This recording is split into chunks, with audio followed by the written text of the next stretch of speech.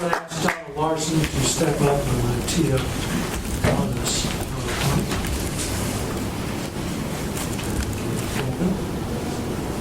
Thank you. Thanks, Jack. Good afternoon, everyone. I've been the planner in Freeport for the last 12 years, and affordable housing is certainly something that we've been talking about for all of that time. And so why do we talk about that? Oops. Well, we started with the very standard desire to have a diverse housing stock, a diverse population.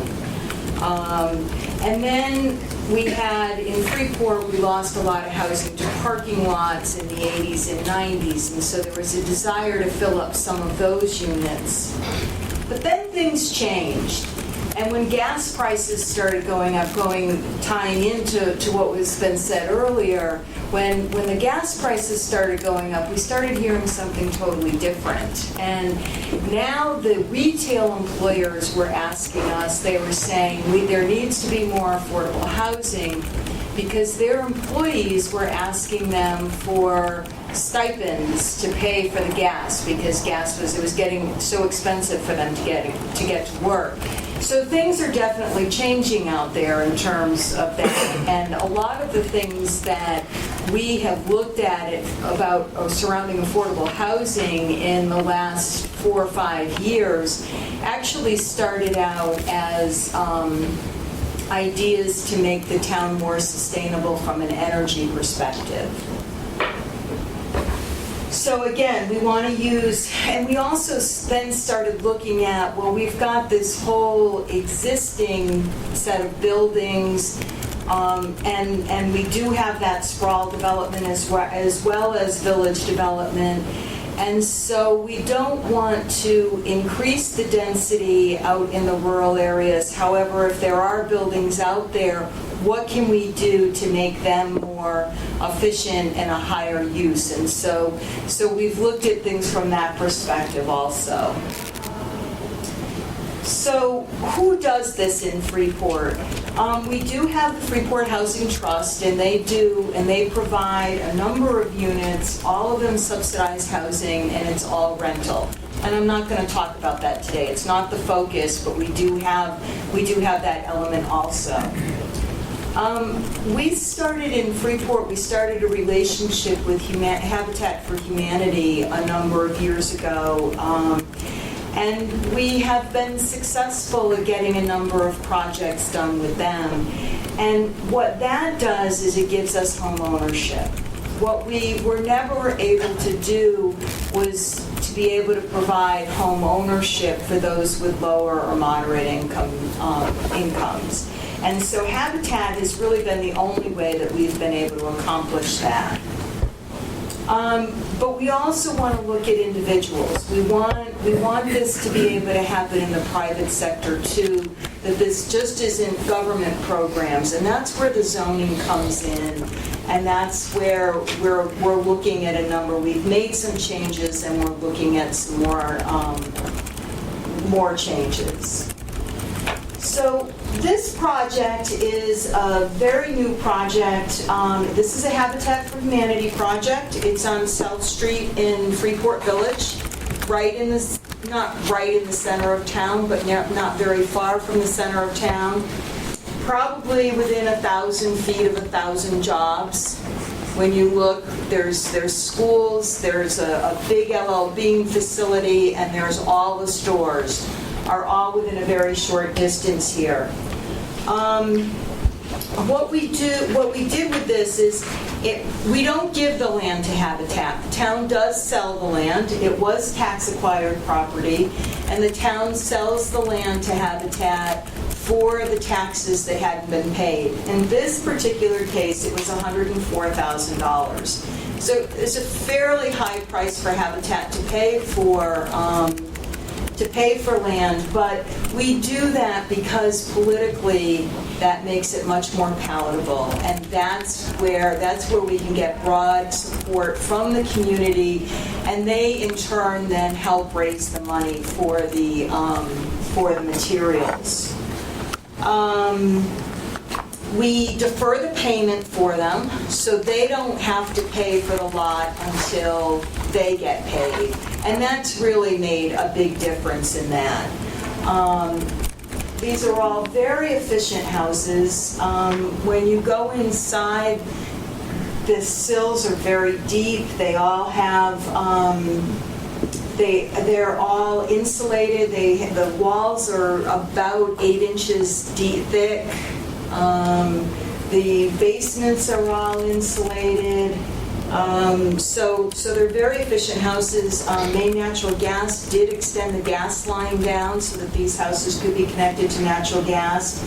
So these houses, I estimate that they can probably heat these houses for $500 a year.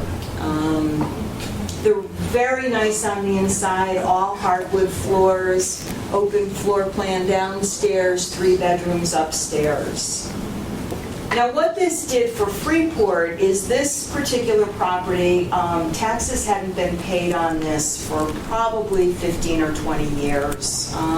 It was an arrangement that the town had with the landowner, and then when the landowner died, the town reverted to the town. So this now has a value, it went from a value of $148,000 to a value of $455,000. So when you start looking at a little over an acre, when you start looking at value per acre, affordable housing really makes a lot of sense. And I always try to drive that point home just to get buy-in from a broad base of people.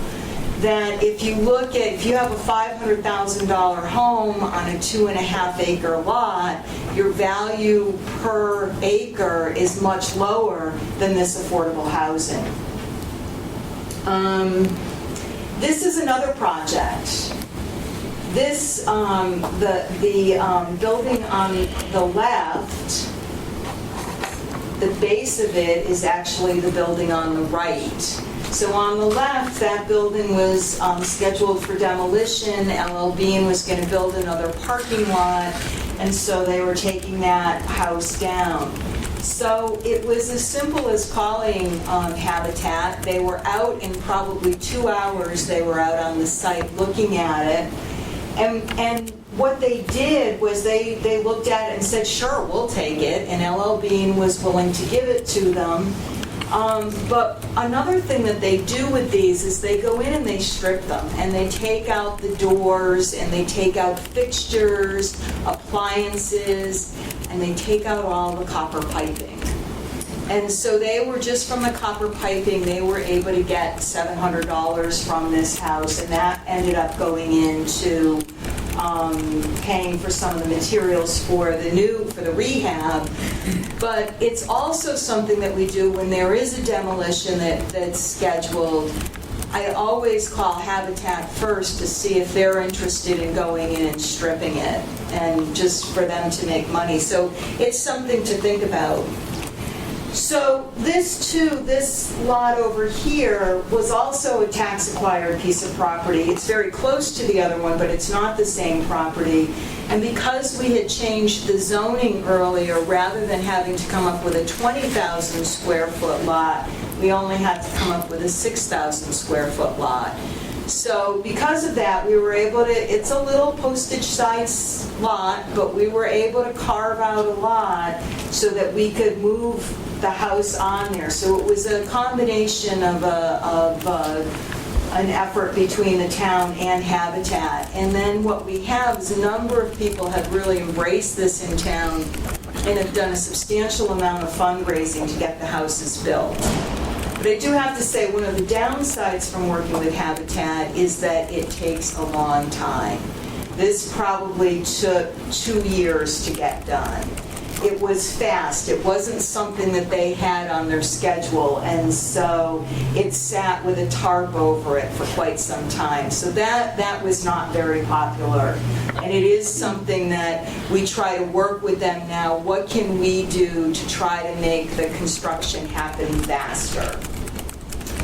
This, I have seen in national, when Habitat talks about things, this is referred to as the green bean, because this too went, as you can see, this probably was not a very energy efficient house, but when they built it, the foundation that it went on, they gutted the walls and put in new insulation, so it's a very efficient house. The owner of the house just started working at the town office a couple of weeks ago, so these people are well integrated into the community, which is great. So this piece of property, which had no value on it before, wasn't generating property taxes, and this too was probably off the tax rolls for 25 years, now has a value of $153,000. So in this economy that we have, there was a time when that would have been a drop in the bucket, but we're not adding value on like we used to. These types of values are really starting to add up. So we have another project that we're working on with Habitat. This is another piece of land on the other side of the railroad tracks here, also right in the village, and this is going to have 8 units on it. Got a grant from CDBG to build the road and utilities that go into this.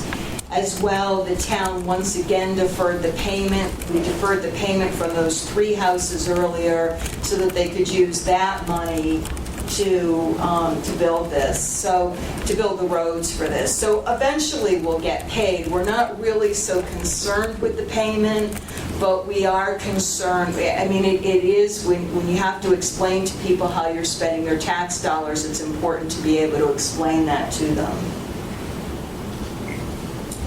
And there'll be 8 units there. So another thing, when we talked about the zoning regulations, some changes that we've made. This building here used to be a map manufacturer, and it's now 21 apartments. When they came to the town and they wanted to make the conversion, to have 21 apartments, they would have needed a 3.4 acre parcel. This is a little over 1 acre, and it's got another retail building in the front here, so it is a mixed use lot. So what we did was we changed the standards so that if you're an existing building and you can meet your parking requirement, you can convert to as many lots, to as many units as what makes sense for that building. Because what we didn't want to do was, we say you need to have so much land per unit. Well, if that's a 500 square foot efficiency versus a 3-bedroom unit, it's all treated the same. So we wanted to eliminate that and just make it so that they had the flexibility that they needed to do what made sense. They have a very low vacancy rate here. It's mostly 1-bedroom units. Right behind this is one of the very large LL Bean plants. And they're surrounded by restaurants, they're surrounded by services, so it's a very good in-town location. They've never had a parking problem. You can't see the parking, there's parking down and back, and there's parking along the side here too. It's never been a problem. It's probably been there now for 8 or 9 years. And so this is something that we're looking to put into some other parts of town too, to try and create a new unit here or there. So this isn't big development. This is more infill development, and in this particular case, it's using our existing buildings. So another thing that we're looking at in terms of zoning is allowing smaller lots. In this area that's shown on the map, a new lot would need to be 20,000 square feet. So the spots that you see here, the red lots are smaller than 20,000 square feet. The blue lots are greater than, well, they're actually, the red are between 15 and 20, and the blue are between 20 and 30. So what we're saying on the blue dots, the blue lots here, is that they could create one lot on that would be 5,000 square feet. So, okay, so one lot, 5,000 square feet, where otherwise you'd have to have 20,000 square feet. And what we liked about this is that, and there would be no income limit on this, so we as the government are not stepping in and going to oversee who can live there, but we are going to put a limit on the size, because we don't want huge houses built on these small lots dwarfing the others. So we're looking at a size of probably about 1,300 square feet, and you can only have one on an existing lot. We do have design review standards that have to be met for this. And the one thing you can see, it's spread out. So it's not going to be, it's going to be one here, one there. And what we came up with is probably we could add 50. There would probably be 50 opportunities for that to happen, which seemed like an amount that people could live with. So the other thing we do is we look at mixed use. This is a new development. These are 4 units that are built along Bow Street. But if you look at it from the adjacent street, we've got the Bow Street Market. You can see the housing units are here.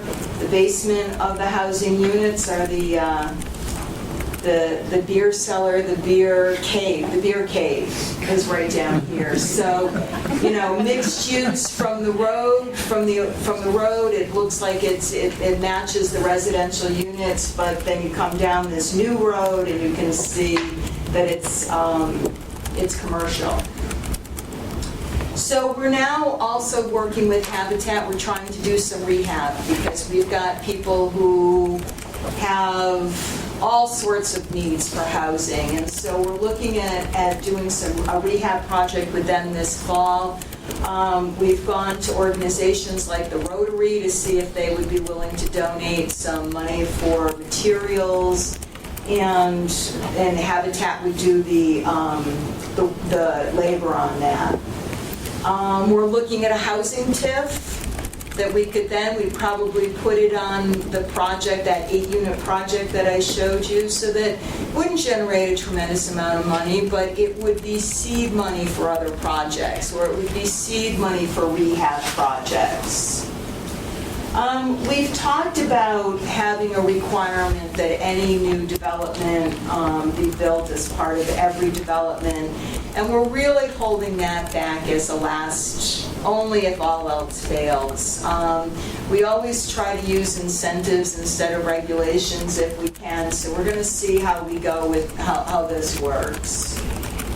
And lastly, in our comprehensive plan, we identified some transition zones. These are areas that have a 2.5-acre minimum lot size, yet they're next to some of the highest developed, highest intensity developed commercial land, as well as some of the highest density residential land. So from a planning perspective, where you talk about zoning going out in concentric rings, it makes no sense. And so we've identified some of those areas as an area for affordable housing. I don't know how that's going to work out. We've had discussions about only allowing higher density if it's affordable. There's mixed opinions on that, so I don't know where that's going to go. So that's all I have. Thank you very much, Donna.